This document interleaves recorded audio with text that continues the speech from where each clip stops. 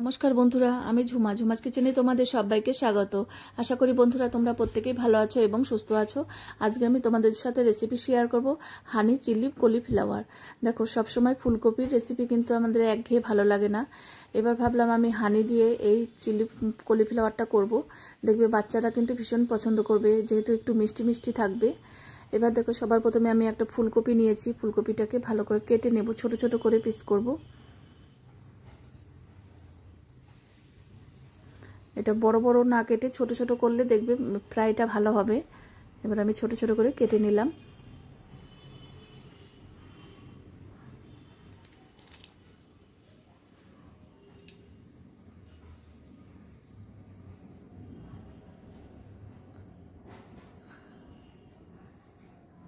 দেখো, আমি পুরো ফুলকপিটাই করব, তোমাদের যতটা লাগবে করে নেবে।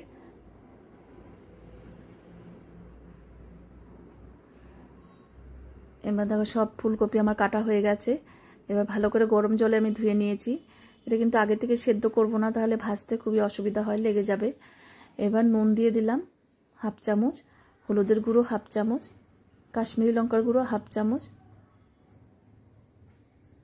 রসুন পেস্ট দিলাম হাফ চামচ, আদা পেস্ট আমি পরে দেব। এবার দিলাম এটা হলো এসে তোমার ময়দা 2 চামচ আর কর্নফ্লাওয়ার 2 চামচ। আর তোমরা যদি ফুলকপির পরিমাণটা বেশি নাও তাহলে কিন্তু এগুলো বেশি দিতে হবে। এবার দিলাম সয়া সস। এবার অল্প জল দিয়ে এটা মেখে নিতে হবে। আর একটু আমি দিলাম কাঁচা লঙ্কা পেস্ট।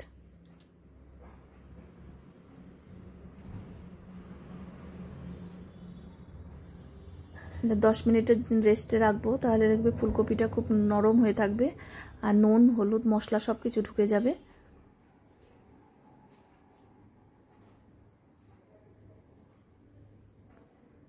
এবার 10 মিনিট পর আমি আবার ফিরে এসেছি। দেখো, ফুলকপিগুলো একদম নরম হয়ে আছে, যেহেতু নুন আছে। এবার দেখো, সাদা তেল গরম করে নিয়েছি। তেলটা হয়ে গেছে, একটু দেখে নিতে হবে। তেলটা খুব ভালো করে গরম করে তারপর ফুলকপিগুলো দিয়ে দেব। তেল গরম না হলে দেখবে এগুলো লেগে যাবে কড়াইয়ের সাথে।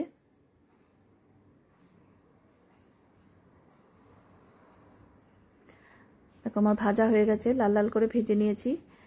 আর এরকম ভাজা পকোড়ার মতন তোমরা কিন্তু ডাল ভাতের সাথেও ভালো লাগবে। এবার দেখো, আমি সবগুলো এইভাবে ভেজে নেব।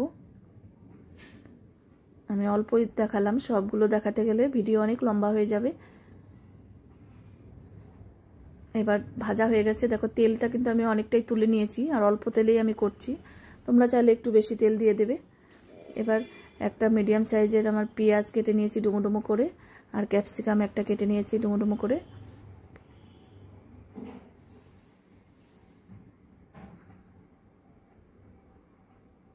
এবার নুন দিয়ে দিলাম অল্প।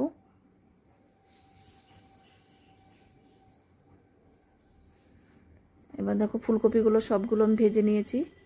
দেখো, এটা কিন্তু ডাল ভাতের সাথে দারুণ লাগবে, একদম মুচমুচে হয়েছে। এবার দেখো, এখানে আছে কিছু সস, টমেটো সস আছে আর সয়া সস, আর এই হানি দিয়ে দিলাম।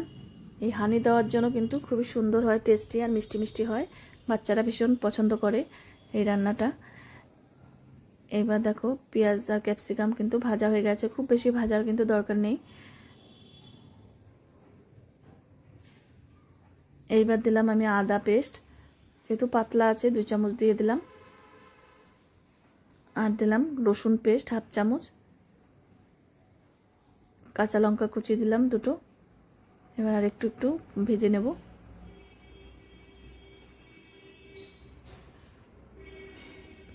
আদা রসুনের কাঁচা গন্ধটা চলে যাওয়ার পর আমি এই সসটা দিয়ে দিলাম।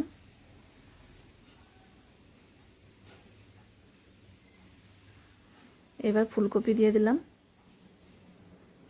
এবার খুব ভালো করে মিশিয়ে নিতে হবে। আর তোমরা যদি সুন্দর সুন্দর রেসিপি পেতে চাও, আমার এই ইউটিউব চ্যানেলটি অবশ্যই সাবস্ক্রাইব করে রেখো। আর ফেসবুক থেকে যদি দেখো তাহলে পেজটাকে অবশ্যই ফলো করো, তাহলে আমি যখনই যা নিত্য নতুন ভিডিও আপলোড করব তোমাদের কাছে সঙ্গে সঙ্গেই পৌঁছে যাবে।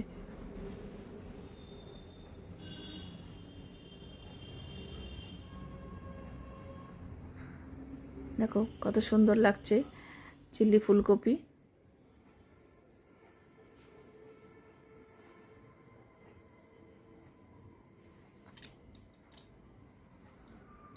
এবার হয়ে গেছে।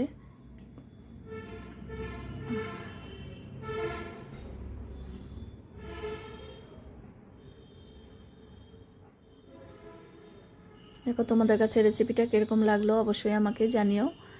এবার আরেকটু ঝালের জন্য আমি চিলি সস দিয়ে দিলাম, ঝালটা একটু কম ছিল। একটু ঝাল ঝাল মিষ্টি মিষ্টি এই রেসিপিটা কিন্তু এরকমই হবে।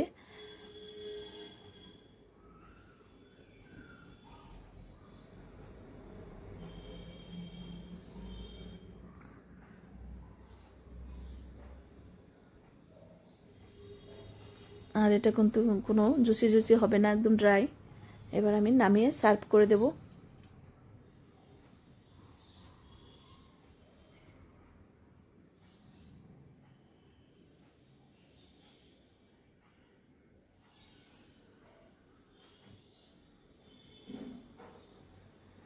আজকে তাহলে আমি এখানেই রাখছি, এর পরের দিন আবার নতুন কোনো রেসিপি নিয়ে তোমাদের সামনে হাজির হয়ে যাব।